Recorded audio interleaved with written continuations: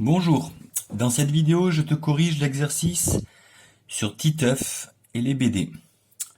Alors Titeuf est passionné par les BD. Il a acheté 7 BD d'Astérix et 11 BD de Tintin.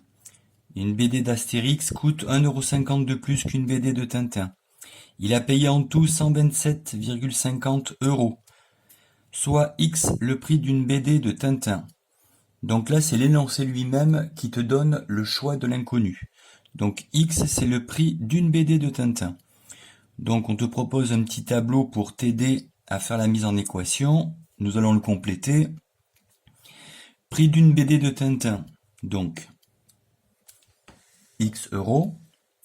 Prix d'une BD d'Astérix. Alors relisons l'énoncé. Une BD d'Astérix coûte 1,50 € de plus qu'une BD de Tintin. Donc une BD d'Astérix, c'est X plus 1,50 €. Le prix de 11 BD de Tintin. Une seule BD coûte X euros. Donc 11 BD coûte 11 fois X, c'est-à-dire 11X. Maintenant le prix de 7 BD d'Astérix. Une seule BD coûte X plus 1,50. Donc 7 BD coûte 7 fois X plus 1,50. Maintenant, le prix de 7 BD d'Astérix et de 11 BD de Tintin. Eh bien, nous avons la réponse au-dessus. Nous avons 7 fois X plus 1,50 plus 11X. 7 fois X plus 1,50 plus 11X. Donc voilà pour la préparation, la question 1. Donc évidemment la question 2, à l'aide d'une équation, détermine le prix d'une BD de Tintin et le prix d'une BD d'Astérix.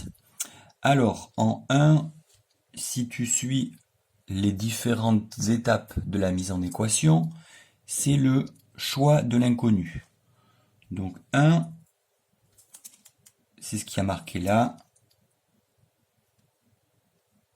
Une BD de Tintin coûte X euros. En 2, écrire une égalité avec des mots. Bon, ben l'égalité avec des mots ici, c'est il a payé en tout 127,50 €. Et qu'est-ce qu'il a acheté? 7 BD d'Astérix et 11 BD de Tintin. Donc avec des mots, c'est 7 BD Astérix plus 11 BD Tintin égale au total 127,5. Donc voilà l'égalité écrite avec des mots. On traduit cette égalité mathématiquement grâce à tout le travail qui a été effectué dans la question 1 ici.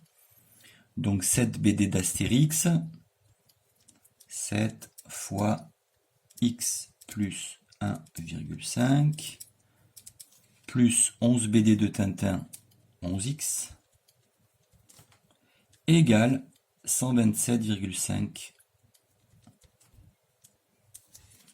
Ça y est, la traduction mathématique te fait apparaître une équation. Donc là, on quitte le problème des BD pour aborder un problème purement mathématique de résolution d'équation. Donc on passe à l'étape 4, résolution de l'équation. Donc on a côté gauche du égal quelque chose d'un peu complexe, mais qui a déjà été vu. Donc 7 multiplié par cette parenthèse qui contient une addition. Donc on va développer. La multiplication se développe sur l'addition. Donc 7 fois x, ça fait 7x.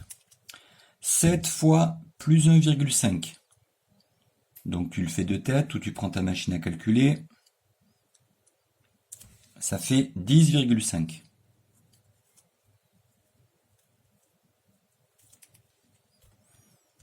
plus 11x égale 127,5. Nous n'avons toujours pas commencé la résolution à proprement parler, mais nous sommes en train de simplifier l'écriture de l'équation.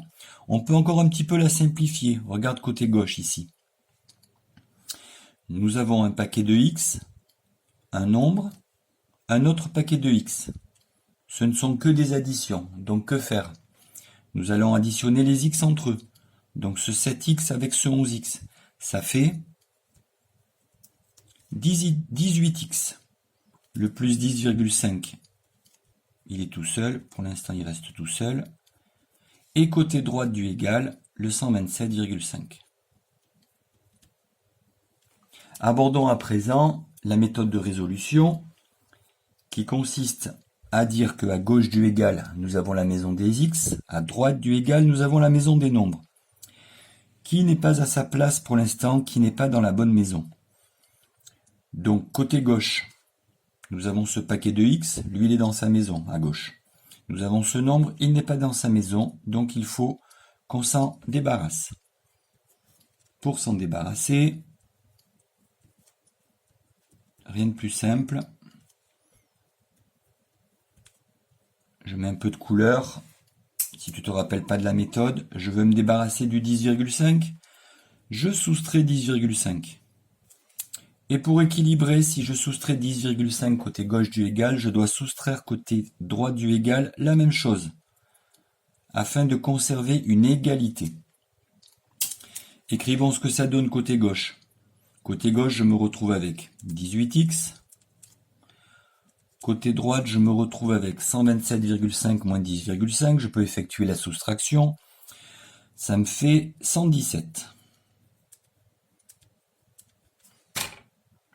Ça y est, côté gauche, j'ai un paquet de x, ils sont dans leur maison. À droite, j'ai un nombre, il est dans sa maison. À gauche, la maison des nombres, à gauche, la maison des x, pardon, et à droite, la maison des nombres. Qu'est-ce qui me manque maintenant pour pouvoir isoler x? Qui m'en empêche précisément? Donc j'ai ce 18 qui m'en empêche. Donc pour m'en débarrasser, je vais diviser par 18. Et pour équilibrer, je divise par 18 de l'autre côté du égal. Je calcule ce que ça donne. À gauche, 18 sur 18, ça fait 1. 1x, c'est-à-dire x. À droite, 117 divisé par 18. Je prends la machine ou je pose. 117 divisé par 18, 6,5. J'ai résolu mon équation. Mon étape 4 est terminée. Étape 5. Je dois répondre au problème. Alors la question, le prix d'une BD de Tintin. J'ai trouvé que x vaut 6,5. X c'est quoi? C'est le prix d'une BD de Tintin. Donc, une BD de Tintin vaut 6,5 €. Ensuite, je vois dans l'énoncé, une BD d'Astérix coûte 1,50 € de plus qu'une BD de Tintin. Donc, une BD Astérix vaut 6,5 plus 1,5, 8 €. J'ai répondu à mon problème. Un petit sixièmement, une vérification. Alors, la vérification, c'est que Titeuf, qu'est-ce qu'il a acheté? 7 BD d'Astérix. Donc pour 7 BD d'Astérix, il paye 7 fois 6,5. Plus il achète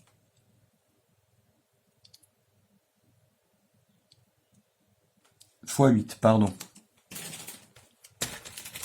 Allez, comme les élèves, je me suis trompé. L'essentiel est de s'en rendre compte.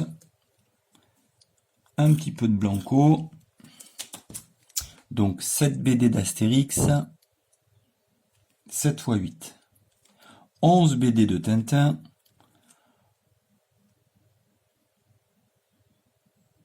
11 fois 6,5. Je tape ça à la machine. 7 fois 8 plus 11 fois 6,5. La machine m'indique que ce total fait 127,5 € et c'est bien ce qu'a payé Titeuf. Donc je peux mettre un petit V, l'entourer. Je valide ma vérification et cet exercice est terminé.